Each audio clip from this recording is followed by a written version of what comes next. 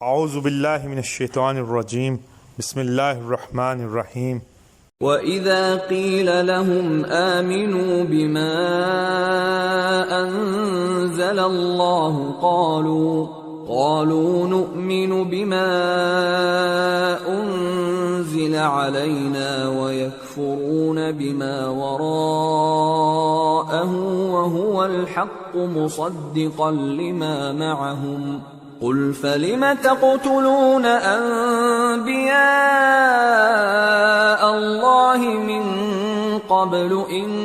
كُنتُم مُّؤْمِنِينَ۔ اور جب ان سے کہا جاتا ہے کہ جو کتاب اللہ نے اب نازل فرمائی ہے اس کو مانو، تو کہتے ہیں کہ جو کتاب ہم پر پہلے نازل ہو چکی ہے ہم تو اسی کو مانتے ہیں،